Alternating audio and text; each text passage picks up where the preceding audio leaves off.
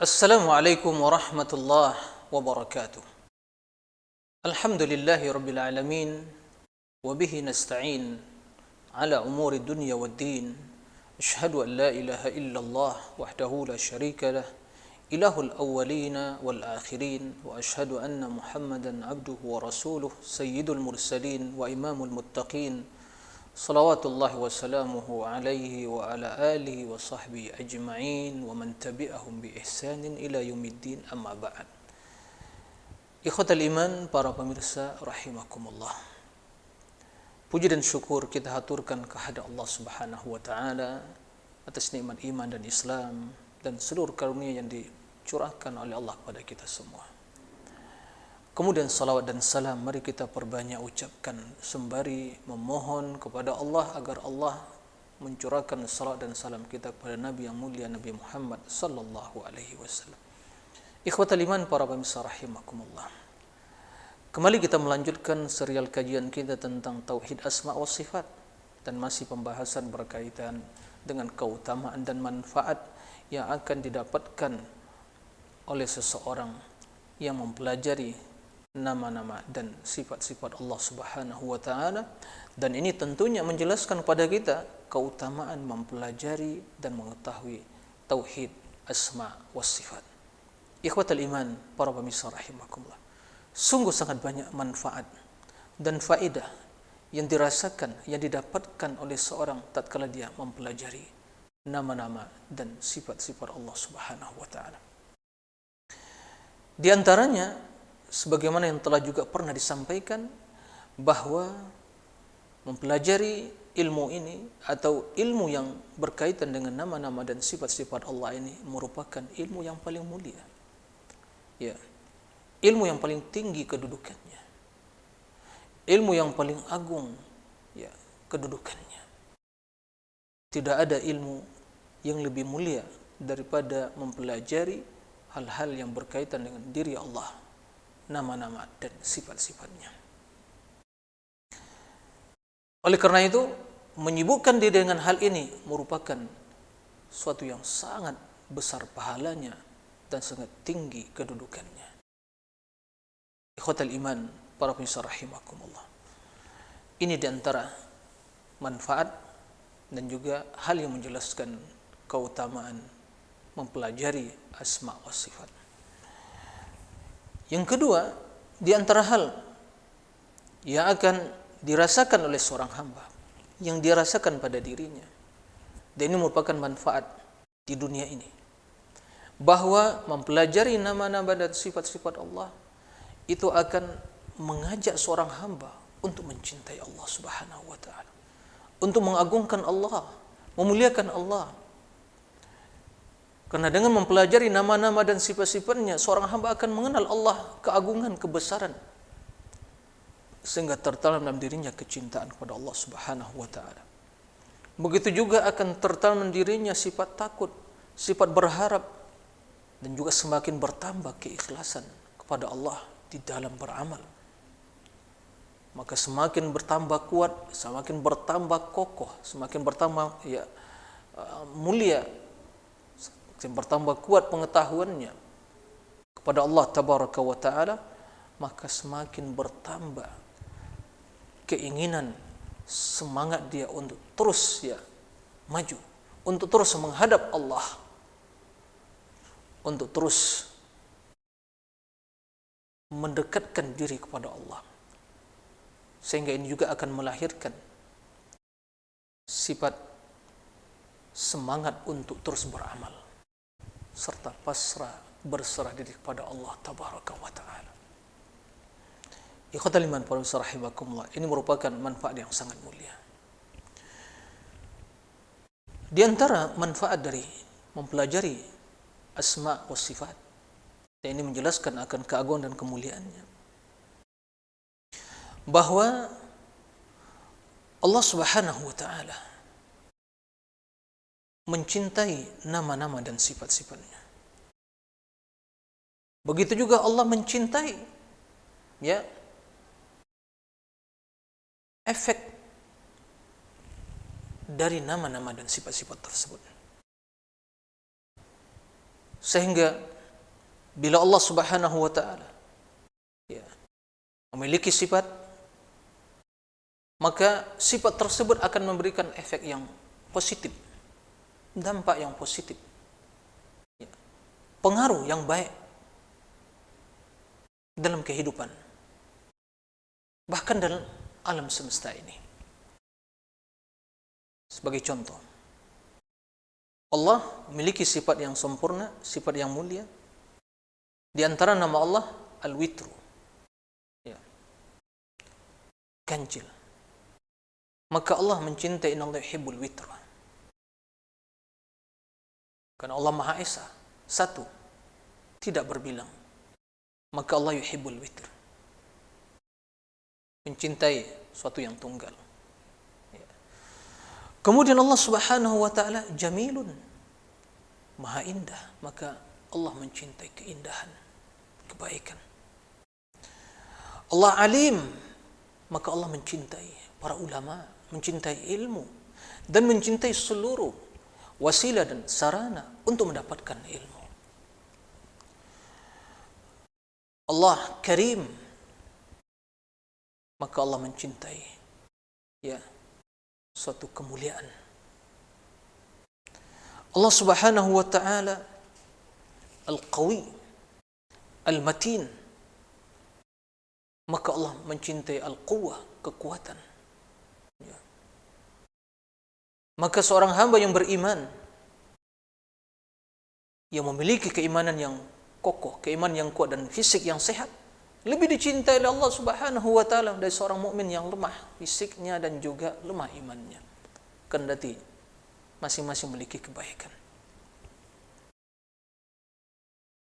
Allah Subhanahu wa taala yang Maha Baik, Muhsin, maka Allah mencintai orang-orang yang berkebaikan.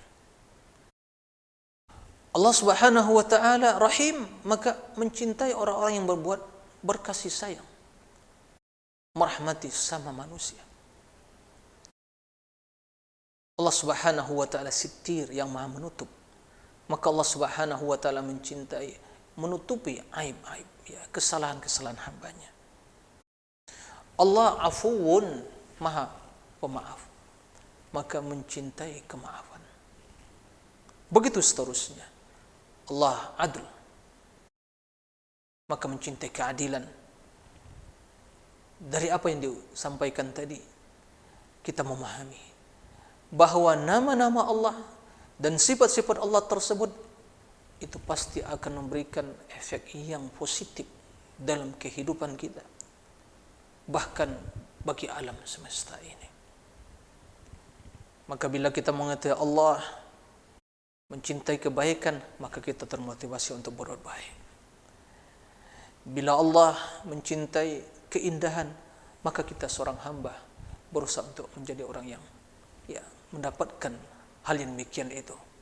Begitu seterusnya. Bila Allah Subhanahu wa taala Alim, Maha berilmu, maka Allah mencintai ilmu, maka kita termotivasi untuk apa? Untuk belajar, untuk memiliki ilmu, tidak menjadi orang yang jahil. Begitu seterusnya. Nah, para pemirsa rahimakumullah, di antara hal yang menjelaskan manfaat yang besar, kemuliaan yang agung bagi seorang yang mempelajari nama-nama dan sifat-sifat Allah, bahwa Allah Subhanahu wa taala menciptakan alam semesta ini. Selain dari tujuan penciptaan Allah terhadap jin dan manusia, yaitu untuk beribadah kepada Allah Subhanahu wa taala, maka Allah menciptakan alam semesta alam. Allah ciptakan langit dan bumi untuk apa? Agar hamba Allah, agar kita hamba-hamba Allah mengetahui akan kebesaran dan keagungan Allah, mengetahui bahwa Allah sang pencipta, Allah yang maha kuasa. Dan ini merupakan nama dan sifat Allah Subhanahu wa taala. Ya. Simak firman Allah Subhanahu wa taala dalam surat At-Talaq ayat 12. Qala Allah Azza wa Jalla, Allahu alladhi khalaqa sab'a samawat. Allahu alladhi khalaqa sab'a samawati wa minal ardi mithlahunna. Yatanazzalu al-amru bainahunna lita'lamu anna Allah ala kulli syai'in qadir wa anna Allah qad ahata bi kulli syai'in ilma. Allah Subhanahu wa taala yang menciptakan ya 7 tingkat langit dan juga yang semisalnya, ya bumi semisal itu 7 lapis bumi.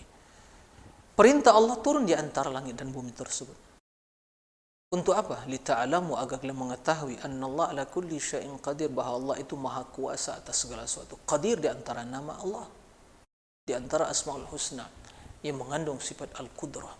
Wa annallaha qad ahata bi kulli syai'in ilma, dan ilmu Allah itu meliputi segala sesuatu. Jadi Allah menciptakan langit dan bumi, mengajak kita untuk belajar, untuk mengetahui bahwa Allah itu maha kuasa, memiliki kekuasaan, dan Allah itu maha berilmu, memiliki ilmu yang luas. Ya, sebagaimana Allah ciptakan kita untuk beribadah, wa ma khalaqtul jinna wal insa illa liya'budun. Tidak ciptakan jin dan manusia kecuali untuk beribadah kepada-Aku. Ma uridu minhum min rizqin wa ma uridu yut'imun. Kata Allah, Aku tidak menginginkan pada mereka rezeki, dan juga tidak menginginkan agar mereka memberiku makan. Tidak. Kan tapi innallaha war-razzaqu dzul quwwatil matin. Sesungguhnya Allah yang maha memberi rezeki, dzul quwwatil matin, yang memiliki kekuatan yang kokoh, ya, yang perkasa. Jadi Allah ciptakan kita untuk beribadah, kemudian setelah itu Allah mengajak kita untuk mengenalnya bahwa Allah itu dzur razzaq war-razzaq dzul quwwatil matin, yang memberikan rezeki dan yang memiliki kekuatan dan keperkasaan.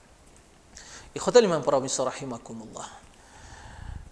Di antara hal yang menjelaskan keutamaan asma wa sifat, tauhid asma wa sifat, dan manfaat yang dirasakan oleh seorang hamba, bahwa di antara rukun iman yang 6 adalah beriman kepada Allah. Maka landasan iman rukun yang 6 tersebut adalah beriman kepada Allah. Dan beriman kepada Allah bukan sekadar ucapan di lisan, akan tapi suatu yang terpatri dalam hati seorang, keyakinan, kemudian diucapkan dengan lisan. Keyakinan yang berlandaskan ma'rifah, ilmu kepada Allah. Bagaimana seorang akan mengenal Allah tanpa mengetahui nama-nama dan sifatnya? Maka sesungguhnya hakikat keimanan kepada Allah, seorang hamba mengenal Allah, kemudian pengenalan tersebut melahirkan keyakinan bahwa Allah yang berhak diibadati, Allah yang maha besar, Allah yang maha agung, Allah yang maha mulia.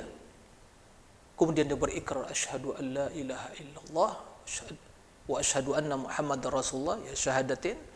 Kemudian setelah itu apa yang dia lakukan? Bahwa ikrar tersebut, dia berikrar dan meyakini Allah yang menciptakan dia, Allah yang memiliki keagungan kebesaran. Kemudian dia berikrar, amantu billah. Kemudian setelah itu disertai dengan pengamalan, praktek terhadap konsekuensi dan tuntutan dari keimanan tersebut. Itulah seorang yang kenal kepada Allah. Tapi bila seorang hamba tidak mengenal Allah, hanya mengucapkan dengan lisan saja, maka sungguh pada hakikatnya dia termasuk pada orang-orang yang lupa kepada Allah. Allah melarang kita jangan sampai lupa kepada Allah. Wala takunu kalladzina nasullah fa ansahum anfusahum ulaika humul fasiqun. Jangan menjadi orang yang lupa kepada Allah. Fa ansahum anfusahum, dan Allah jadikan mereka lupa terhadap diri mereka. Jadi seorang hamba lupa kepada Allah, arti dia tidak mengenal Allah dan pengetahuan yang sesungguhnya, tidak mengenal nama-nama dan sifatnya, keagungannya, kebesarannya, dan tidak taat kepada Allah Subhanahu wa taala. Bila hal itu dilakukan seorang hamba, maka Allah akan melupakan dirinya dan menjadikan dia lupa terhadap dirinya sendiri. Artinya apa? Dia tidak akan kenal kepada maslahat dan kebaikan untuk dirinya. Itu maksud Allah melupakan seorang hamba dan menjadikan hamba lupa terhadap dirinya. Dia tidak kenal kebaikan, tidak kenal hal-hal pintu-pintu kebaikan yang akan mendatangkan kemuliaan dan kebahagiaan bagi dia di dunia dan akhirat. Itu orang yang lupa kepada dirinya, lupa terhadap maslahat dan kemuliaan dirinya. Dan itulah orang-orang yang fasik. Ikhwatal iman, para pemirsa rahimakumullah. Di antara manfaat dan faedah dari asma wa sifat, bahwa pada hakikatnya mengenal Allah, mengenal nama-nama dan sifat-sifatnya, ini merupakan adalah tijarah rabihah, bisnis akhirat yang menguntungkan. Tidak ada transaksi dan bisnis yang paling menguntungkan, yang akan didapatkan keuntungan yang berlipat ganda oleh seorang hamba daripada mengenal Allah tabaraka wa taala. Karena mengenal Allah akan mendatangkan kemuliaan, kebaikan, keuntungan yang berlipat ganda. Apa itu? Sukunun nafs, tenangan batin.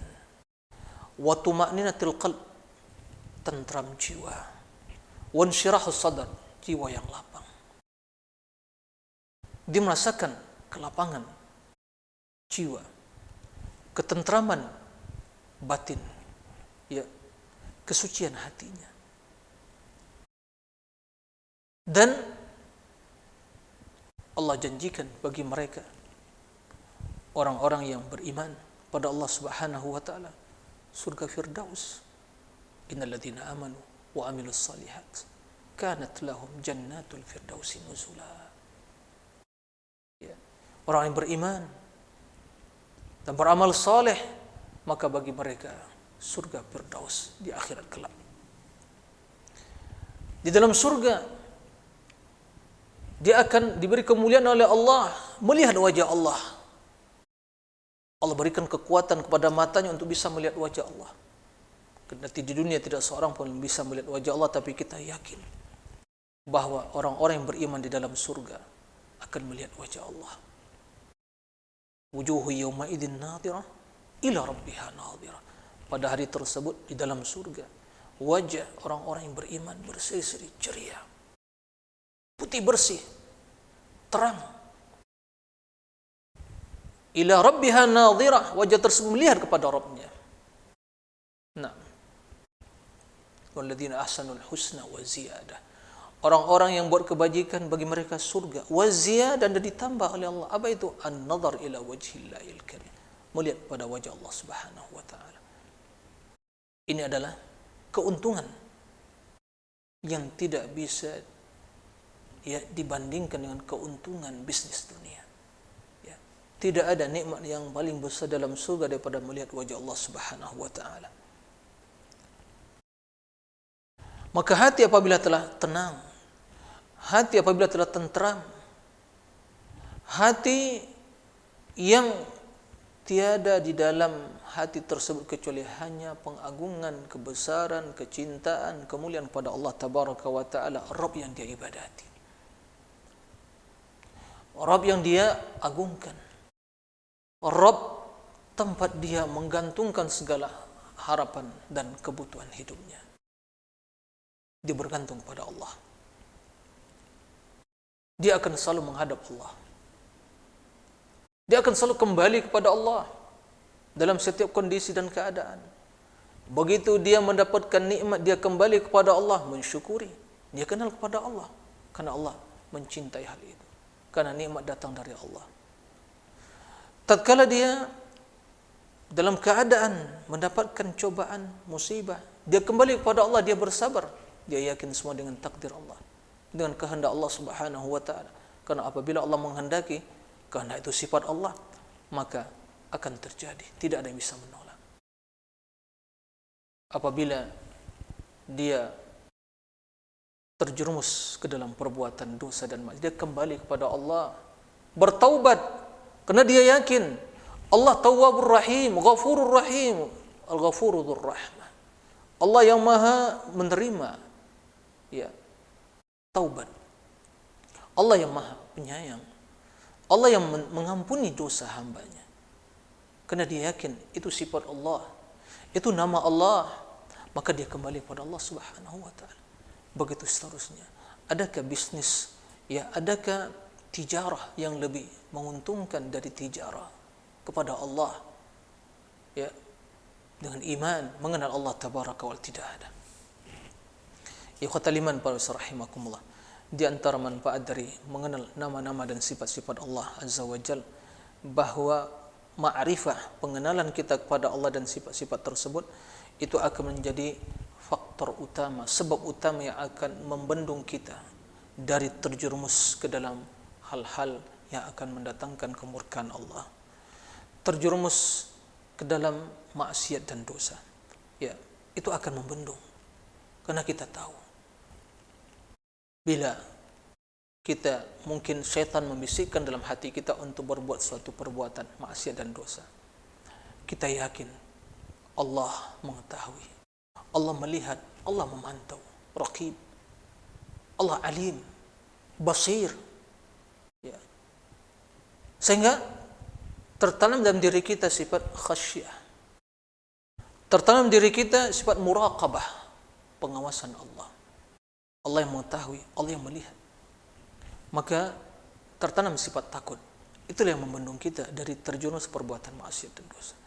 Berbeda dengan orang-orang yang tidak ada dalam dirinya keagungan, kebesaran, dan tidak ada ma'rifah kepada Allah Subhanahu wa taala.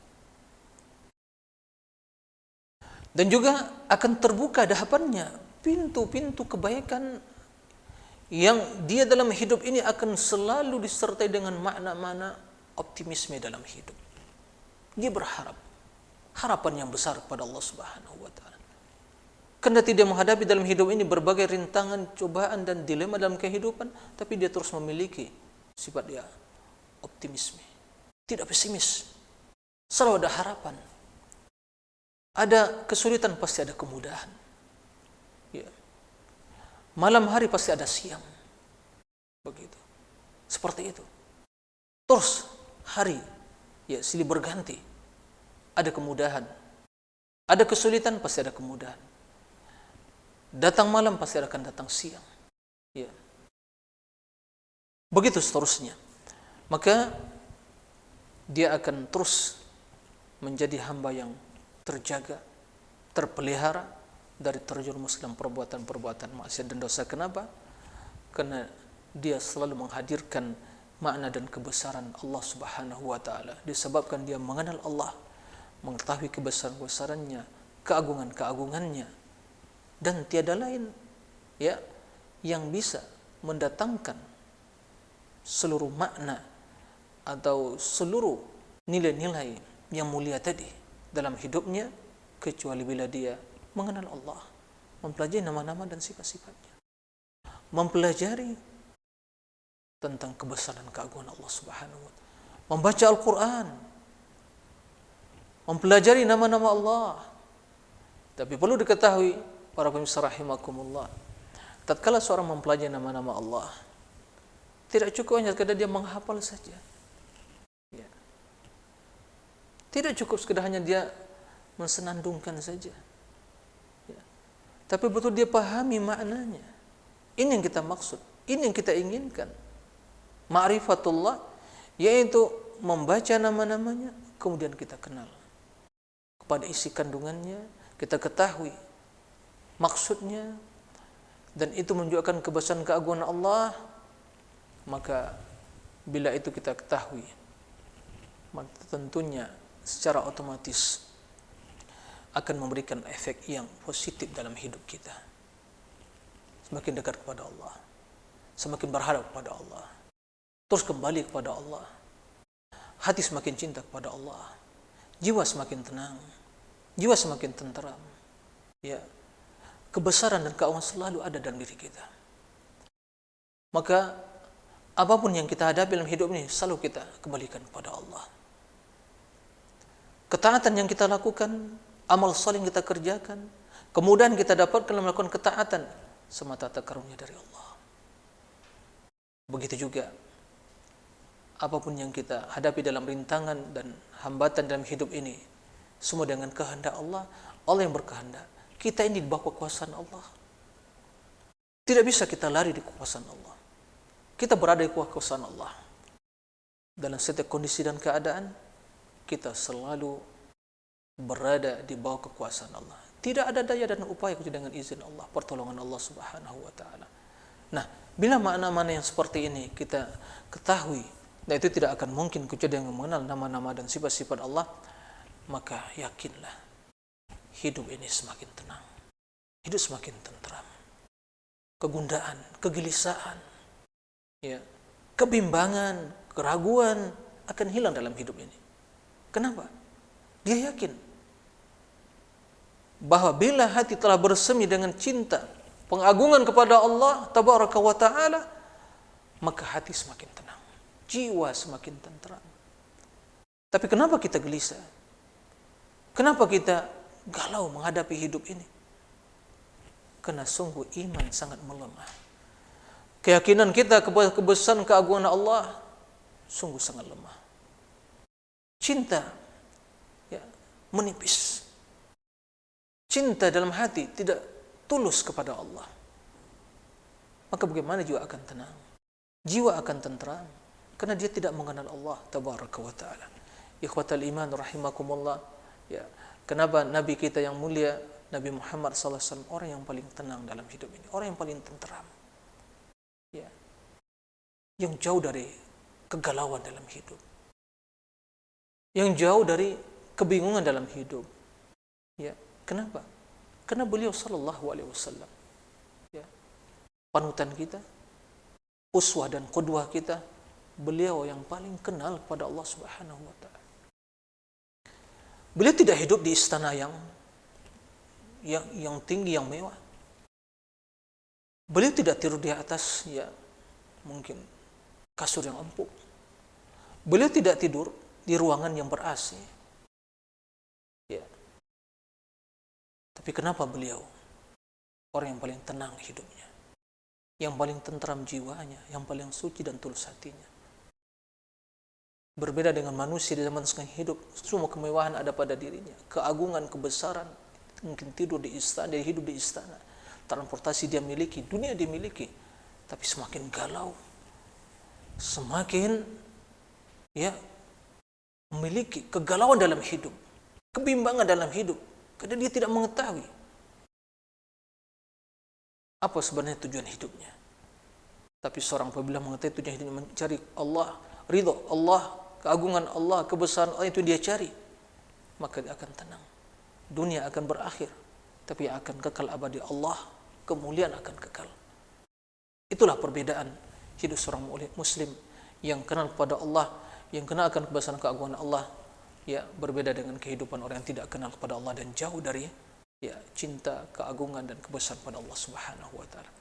Mudah-mudahan Allah memuliakan kita, ya, memberikan kemudahan untuk mengenal nama-nama dan sifat Allah. Maka mari kita terus, ya, bersemangat untuk mempelajari, ya, kebesaran keagungan Allah Subhanahu wa Ta'ala.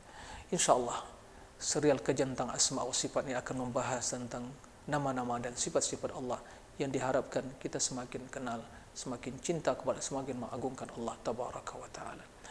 Demikian, mudah-mudahan bermanfaat, ya. Wassallallahu wasallam ala nabiyyina Muhammadin wa ala alihi wa sahbihi wa sallim. Wa akhiru da'wana alhamdulillahi rabbil alamin. Wassalamu alaikum warahmatullahi wabarakatuh.